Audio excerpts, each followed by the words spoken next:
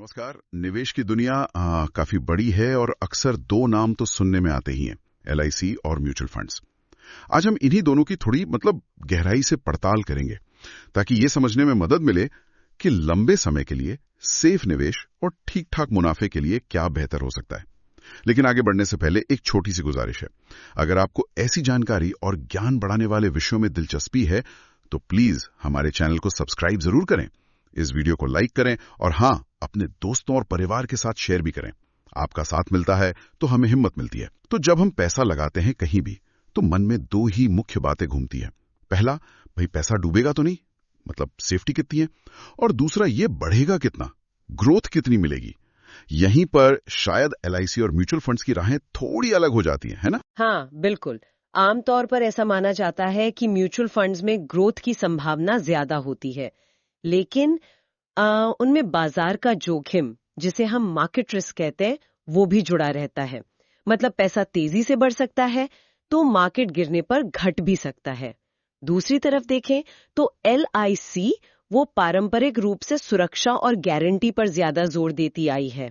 ये एक बहुत पुराना और कह सकते हैं भरोसेमंद नाम है। लोग सेफ्टी के साथ इसे जोड़ते हैं। ठीक है, तो पहले फिर म्यूचुअल फंड्स को थोड़ा समझ लेते हैं। ये आखिर हैं क्या चीज और काम कैसे करते हैं? देखिए, बहुत आसान भाषा में कहूं तो म्यूचुअल फंड्स एक तरह की समझ लीजिए एक बड़ी गुल्लक है, जिसमें बहुत सारे लोग, आप, मैं और भी कई लोग मिलकर अपना पैसा डालते हैं। फिर एक प्रोफेशनल फंड मैनेजर होता है जो इस सारे पैसे को इकट्ठा करके सोच समझकर अलग अलग जगहों पर लगाता है, जैसे शेयर बाजार में, मतलब इक्विटी में, या फिर बॉन्ड्स वगैरह में, जिसे डेट कहते हैं। अच्छा, तो अकेले माथा मारने के बजाय हम अपना पैसा बाकी लोगों के साथ मिलाकर एक एक्सपर्ट को दे देते हैं कि भाई तुम संभालो। हाँ। इसके फायदे क्या है फिर? हाँ, इसके कई फायदे हैं। सबसे बड़ा फायदा तो है डाइवर्सिफिकेशन। डाइवर्सिफिकेशन मतलब आपका पैसा किसी एक शेयर या एक बॉन्ड में नहीं लगता, वो कई सारी कंपनियों या बॉन्ड्स में बंट जाता है। तो अगर एक जगह कुछ गड़बड़ हो भी जाए तो पूरे निवेश पर उतना असर नहीं पड़ता, रिस्क कम हो जाता है। दूसरा फायदा, आपको एक्सपर्ट मैनेजमेंट मिलता है। एक पूरी टीम होती है जो रिसर्च करती है, देखती है कहाँ पैसा लगाना ठीक रहेगा। ठीक। तीसरा, खासकर इक्विटी म्यूचुअल फंड्स में अगर आप लंबे समय तक टिके रहें तो काफी अच्छा रिटर्न मिलने की संभावना रहती है। गारंटी नहीं होती। बिल्कुल, गारंटी नहीं होती, बाजार पर निर्भर करता है। और चौथा, ज्यादातर म्यूचुअल फंड्स काफी लिक्विड होते हैं। लिक्विड मतलब? आसानी से पैसा निकाल सकते हैं। हाँ, जरूरत पड़ने पर आप आसानी से अपना पैसा निकाल सकते हैं। कुछ स्कीम्स होती हैं जैसे ईएलएसएस, उनमें लॉक इन होता है टैक्स बचाने के लिए, वरना ज्यादातर में आसानी रहती है। सुनने में तो ये सब काफी अच्छा लग रहा है, लेकिन फिर वो जोखिम वाली बात क्या है जिसे लेकर लोग अक्सर थोड़ा हिचकते हैं? देखिए, जैसा मैंने कहा, सबसे बड़ा जोखिम तो बाजार का उतार चढ़ाव ही है, वॉलेटिलिटी। आपने पैसा लगाया और मान लीजिए मार्केट गिर गया तो आपके निवेश की वैल्यू, उसकी कीमत कम हो सकती है। अब अगर आपको उसी वक्त पैसे की सख्त जरूरत पड़ गई तो हो सकता है आपको नुकसान उठाकर बेचना पड़े। ये तो एक बड़ा पॉइंट है। और कुछ खर्चे वगैरह भी होते हैं इनमें? जी हाँ, कुछ खर्चे भी होते हैं। एक होता है एक्सपेंस रेशियो, ये सालाना कटता है। इसमें फंड मैनेजर की फीस और फंड को चलाने के बाकी खर्चे शामिल होते हैं। अच्छा, कभी कभी एंट्री लोड या एग्जिट लोड भी हो सकता है, मतलब पैसा लगाते समय या निकालते समय कुछ चार्ज लग सकता है। हालांकि आजकल एंट्री लोड कम ही होता है। और हाँ, जो भी मुनाफा होगा उस पर टैक्स भी देना पड़ता है। कैपिटल गेन्स टैक्स कहते हैं उसे। Capital gains tax? हाँ, अगर आपने 1 साल से कम में बेचकर मुनाफा कमाया तो short term capital gains tax लगता है, और अगर 1 साल या उससे ज्यादा इक्विटी के केस में रखकर बेचा तो long term capital gains tax लगता है। इसके नियम बदलते रहते हैं खोड़े। और एक और शायद अहम बात यह भी है कि म्यूचुअल फंड्स तो सिर्फ पैसा बढ़ाने का एक तरीका है। इनमें बीमा, लाइफ इंश्योरेंस तो नहीं होता। बिल्कुल सही पकड़ा आपने। ये सिर्फ एक निवेश है। अगर कल को निवेशक के साथ कोई अनहोनी हो जाए तो परिवार को म्यूचुअल फंड से कोई बीमा की रकम नहीं मिलती। उसके लिए आपको अलग से टर्म इंश्योरेंस लेना पड़ता है। हाँ। और हाँ, एक और चीज है जिसे हम साइकोलॉजिकल रिस्क कहते हैं। वो क्या होता है? वो ये कि जब बाजार गिरता है ना तो कई लोग घबरा जाते हैं, डर के मारे अपना निवेश रोक देते हैं, एसआईपी बंद कर देते हैं या फिर नुकसान में ही बेच देते हैं। इससे जो लंबे समय में फायदा मिल सकता था वो उनके हाथ से निकल जाता है। तो ये हुई म्यूचुअल फंड्स की कहानी।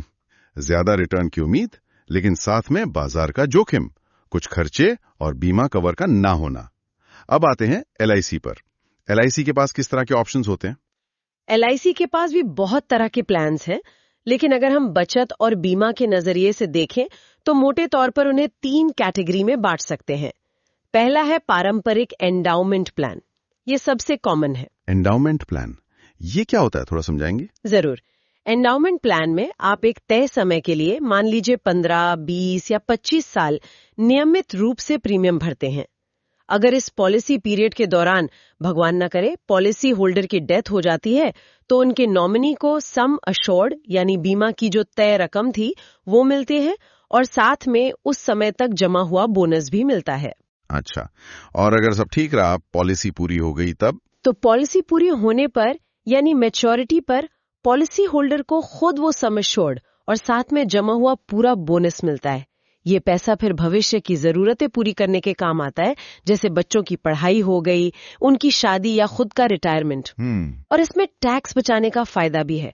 जो प्रीमियम आप भरते हैं उस पर इनकम टैक्स कानून के सेक्शन 80C के तहत छूट मिलती है, और जो पैसा मैच्योरिटी पर मिलता है या डेथ पर, वो सेक्शन 1010D के तहत टैक्स फ्री होता है। हालांकि इसकी कुछ शर्तें हैं। इसका कोई अंदाजा दे सकती हैं? जैसे मान लीजिए कोई 30 साल का है, 5 लाख का बीमा लेता है, तो करीब कितना प्रीमियम देना होगा और वापस कितना मिल सकता है? देखिए, ये प्लान, उम्र, पॉलिसी टर्म, इन सब पर निर्भर करता है, पर एक मोटा मोटा अंदाजा लें तो 5 लाख रुपए के सम अश्योर्ड के लिए शायद 20 साल की पॉलिसी पर महीने का प्रीमियम करीब 2000 से 2500 रुपए के आसपास हो सकता है। और मैच्योरिटी पर गारंटीड 5 लाख तो मिलेंगे ही, साथ में बोनस जुड़कर ये रकम करीब 8 लाख से 10 लाख के बीच हो सकती है। अच्छा। लेकिन हाँ, ये बोनस LIC के मुनाफे पर निर्भर करता है, तो ये बस एक अंदाजा है, गारंटीड नहीं होता बोनस। तो अगर म्यूचुअल फंड से तुलना करें तो यहाँ खास बात क्या हुई? सबसे बड़ा फर्क है गारंटी का। मैच्योरिटी पर मिलने वाला सम अश्योर्ड गारंटीड है। बाजार ऊपर जाए नीचे जाए वो पैसा तो मिलेगा ही। बोनस गारंटीड नहीं है, लेकिन फिर भी इसमें जोखिम म्यूचुअल फंड्स के मुकाबले बहुत ही कम माना जाता है। ये उन लोगों के लिए ज्यादा सही है जिन्हें पहले सुरक्षा चाहिए, रिटर्न भले ही थोड़ा कम क्यों ना मिले। ठीक है, ये समझ आया। ये तो हुआ एंडाउमेंट प्लान। अब वो दूसरा टाइप क्या था? आपने यूलिप्स का नाम लिया था। हाँ, यूलिप्स यानी यूनिट लिंक्ड इंश्योरेंस प्लान्स। ये थोड़े अलग किस्म के प्लान्स हैं। इसमें आप जो प्रीमियम देते हैं वो 2 हिस्सों में बढ़ जाता है। एक छोटा हिस्सा तो आपके लाइफ कवर मतलब बीमा के लिए चला जाता है, और जो बड़ा हिस्सा है वो म्यूचुअल फंड्स की तरह ही बाजार से जुड़े फंड्स में निवेश होता है, जैसे इक्विटी फंड या डेट फंड। ओहो, तो इसमें बीमा भी मिल रहा है और बाजार जैसा रिटर्न पाने का मौका भी है। बिल्कुल, ये एक तरह का हाइब्रिड प्रोडक्ट है, मिला जुला। इसमें आपको ये चुनने का ऑप्शन भी मिलता है कि आपका पैसा ज्यादा इक्विटी में लगे यानी शेयर बाजार में, या ज्यादा डेट में लगे मतलब कम जोखिम वाले बॉन्ड्स वगैरह में। अपनी रिस्क लेने की क्षमता के हिसाब से। हाँ, अपनी रिस्क लेने की क्षमता के हिसाब से आप चुन सकते हैं और बीच में बदल भी सकते हैं। इसमें भी टैक्स बेनिफिट मिलते हैं 80C प्रीमियम पर और 1010D रिटर्न पर, शर्तों के साथ। और आमतौर पर 5 साल का लॉक इन पीरियड होता है। उसके बाद जरूरत पड़ने पर आप कुछ पैसा निकाल भी सकते हैं, पार्शियल विड्रॉल। इसका रिटर्न कैसा रह सकता है, कोई अंदाजा? इसमें रिटर्न पूरी तरह बाजार पर निर्भर करता है। मान लीजिए कोई हर महीने 2000 रुपए यूलिप में लगाता है 20 साल तक। अगर बाजार ने अच्छा परफॉर्म किया और फंड ने औसतन मान लीजिए 10% या 12% सालाना का रिटर्न दिया, जो कि गारंटीड नहीं है। हाँ, जो बिल्कुल गारंटीड नहीं है, तो शायद 20 साल बाद जमा रकम 12-15 लाख या उससे ज्यादा भी हो सकती है। लेकिन अगर बाजार अच्छा नहीं चला तो रिटर्न काफी कम भी रह सकता है या नेगेटिव भी जा सकता है। तो फिर ये म्यूचुअल फंड से अलग कैसे हुआ? जोखिम तो इसमें भी उतना ही लग रहा है। मुख्य अंतर ये है कि यूलिप में बीमा साथ में जुड़ा हुआ है। आपको अलग से टर्म प्लान लेने की जरूरत नहीं पड़ती, हालांकि कवर शायद उतना ज्यादा न हो, जबकि म्यूचुअल फंड में बीमा बिल्कुल नहीं होता। हाँ, ये तो है। लेकिन यूलिप में कुछ चार्जेस भी होते हैं जो म्यूचुअल फंड से ज्यादा हो सकते हैं, जैसे प्रीमियम एलोकेशन चार्ज होता है, जो शुरू के कुछ सालों में आपके प्रीमियम का एक हिस्सा काट लेता है। फंड मैनेजमेंट चार्ज होता है, जैसे म्यूचुअल फंड में एक्सपेंस रेशियो होता है, मोर्टेलिटी चार्ज कटता है बीमा कवर देने के लिए, और भी कुछ चार्जेस हो सकते हैं। अच्छा, काफी चार्जेस हैं। हाँ, ये चार्जेस आपके फाइनल रिटर्न को कम कर देते हैं, और इसमें लॉक इन पीरियड भी होता है 5 साल का, जबकि ज्यादातर म्यूचुअल फंड्स ELSS छोड़कर ज्यादा लिक्विड होते हैं, आप कभी भी निकाल सकते हैं। समझ गया। तो एंडोमेंट में सुरक्षा पहले, रिटर्न बाद में, यूलिप में रिटर्न की संभावना ज्यादा पर जोखिम और खर्चे भी साथ में है, और बीमा भी है। अब वो तीसरा प्रकार कौन सा था? आपने जीवन उमंग या उत्सव जैसे प्लान का नाम लिया था। हाँ, इन्हें होल लाइफ प्लान्स कहते हैं। इनकी खासियत थोड़ी अलग है। इनमें आप एक निश्चित समय तक ही प्रीमियम भरते हैं, जैसे 15 साल, 20 साल या 25 साल। इसे प्रीमियम पेइंग टर्म कहते हैं। ये प्रीमियम भरने का समय पूरा होने के बाद पॉलिसी होल्डर के जिंदा रहने तक हर साल एक गारंटीड रकम मिलनी शुरू हो जाती है। ये जीवन भर मिलती है, मतलब 100 साल की उम्र तक। एक तरह से ये पेंशन जैसा काम करती है। अरे वाह, मतलब कुछ साल प्रीमियम भरो और फिर जिंदगी भर गारंटीड पैसा पाओ। जी हाँ, बिल्कुल।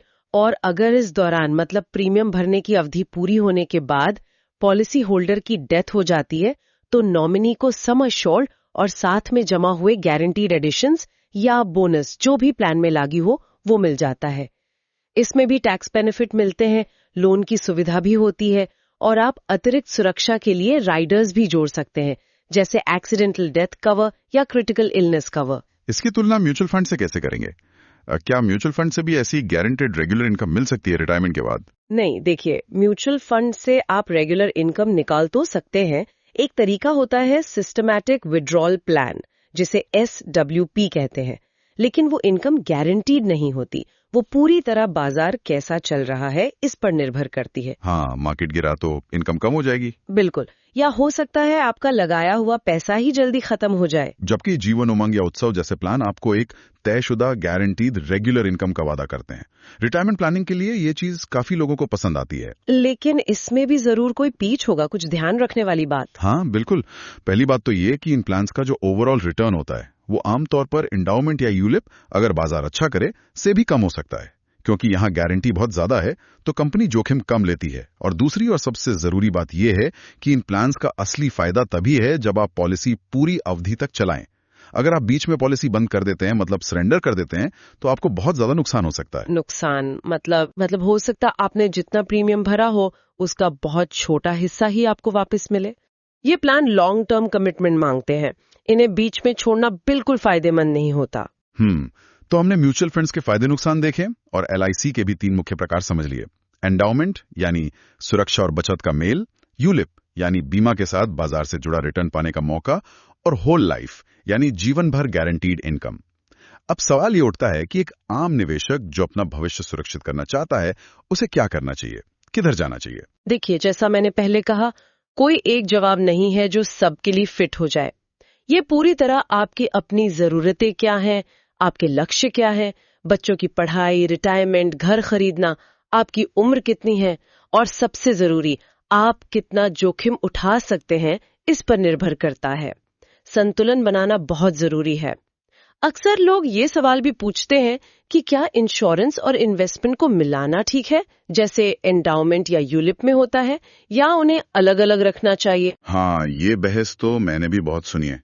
कई एक्सपर्ट्स कहते हैं कि बीमा के लिए तो सिर्फ सस्ता सा टर्म प्लान ले लो और बाकी सारा पैसा म्यूचुअल फंड्स में SIP कर दो। हाँ, ये एक बहुत पॉपुलर नजरिया है और इसके पीछे लॉजिक भी है। टर्म प्लान सबसे कम प्रीमियम में सबसे ज्यादा बीमा कवर देता है, और म्यूचुअल फंड्स में लंबे समय में ज्यादा रिटर्न की संभावना होती है। लेकिन इसमें एक दिक्कत आती है, अनुशासन की, डिसिप्लिन की। लोग टर्म प्लान तो शायद ले लेते हैं, सस्ता होता है, पर जो पैसा बचता है उसे नियमित रूप से सालों साल म्यूचुअल फंड्स में निवेश कर पाए, ये हर कोई नहीं कर पाता। जबकि LIC पॉलिसी में प्रीमियम भरना एक तरह की मजबूरी बन जाती है, तो बचत हो ही जाती है। हाँ, ये बात तो सही है। प्रीमियम की डेट आती है तो भरना ही पड़ता है। तो फिर क्या रास्ता अपनाना चाहिए, कैसे बैलेंस बनाएं? एक संतुलित पोर्टफोलियो बनाने के बारे में सोच सकते हैं। डाइवर्सिफाई करना चाहिए, जैसे बुनियादी लाइफ कवर के लिए और कुछ हद तक गारंटीड बचत के लिए शायद एक छोटा एंडाउमेंट प्लान देख सकते हैं। ठीक है। अगर आप थोड़ा बाजार का जोखिम लेने को तैयार हैं और बीमा भी साथ में चाहते हैं, तो यूलिप पर विचार कर सकते हैं। लेकिन उसके चार्जेस क्या हैं, पिछला प्रदर्शन कैसा रहा है, ये सब ध्यान से समझकर। अगर रिटायरमेंट के बाद एक पक्की गारंटीड इनकम की जरूरत आपको ज्यादा महसूस होती है, तो जीवन उमंग या उत्सव जैसे प्लान का मूल्यांकन कर सकते हैं। पर ये ध्यान रखते हुए कि ये लंबी अवधि का कमिटमेंट है और इसमें पैसा आसानी से नहीं निकलता। और म्यूचुअल फंड्स? और हाँ, इन सब के साथ अपनी जोखिम लेने की क्षमता के अनुसार आप म्यूचुअल फंड्स में SIP के जरिए निवेश कर सकते हैं, ये जानते हुए कि इसमें रिटर्न की कोई गारंटी नहीं है, लेकिन हाँ, लंबी अवधि में अच्छा पैसा बनने की संभावना रहती है। मतलब ये हुआ कि सिर्फ एक ही चीज के पीछे भागने के बजाय अपनी जरूरत के हिसाब से इन दोनों का या LIC के अलग अलग प्लान्स का एक मिक्सचर तैयार किया जा सकता है। बिल्कुल, आप ऐसा सोच सकते हैं कि LIC आपकी सुरक्षा और बचत की नींव बना सकती है, खासकर उन लोगों के लिए जो गारंटी चाहते हैं या जिन्हें निवेश में अनुशासन बनाए रखने में मुश्किल होती है। और म्यूचुअल फंड्स आपके पैसे को बढ़ाने वाले ग्रोथ इंजन का काम कर सकते हैं, लेकिन उनके जोखिम को हमेशा ध्यान में रखते हुए। सबसे जरूरी है कि आप किसी अच्छे वित्तीय सलाहकार से मिलें, अपनी पूरी स्थिति उन्हें बताएं और फिर सोच समझकर फैसला लें। किसी के कहने पर या सिर्फ विज्ञापन देखकर निवेश ना करें। आपने बहुत अच्छी तरह से सारी बातें समझाई। तो संक्षेप में यही कह सकते हैं कि LIC का फोकस सुरक्षा, गारंटी और बीमा कवर पर ज्यादा है, भले ही रिटर्न थोड़ा कम हो, जबकि म्यूचुअल फंड्स का फोकस ग्रोथ और जरूरत पड़ने पर पैसा निकालने की आसानी, लिक्विडिटी पर है। लेकिन इसमें बाजार का जोखिम हमेशा साथ रहता है। दोनों के अपने फायदे हैं, अपने नुकसान हैं, और चुनाव निवेशक की अपनी जरूरतों और उसकी जोखिम लेने की क्षमता पर निर्भर करेगा। आज की इस चर्चा में शामिल होने के लिए आपका बहुत बहुत धन्यवाद। अच्छा, जाने से पहले एक सवाल मैं सभी सुनने वालों के लिए छोड़ना चाहूंगा। आपके हिसाब से जब आप निवेश करते हैं तो आपके लिए ज्यादा जरूरी क्या होना चाहिए, सुरक्षा यानी सेफ्टी या बढ़ोतरी यानी ग्रोथ, और आपको ऐसा क्यों लगता है? अपने विचार नीचे कमेंट सेक्शन में हमारे साथ जरूर शेयर कीजिएगा। अगली बार फिर मिलेंगे एक नए और दिलचस्प विषय के साथ। तब तक के लिए सोच समझ कर निवेश करें और अपना भविष्य सुरक्षित बनाएं। नमस्कार।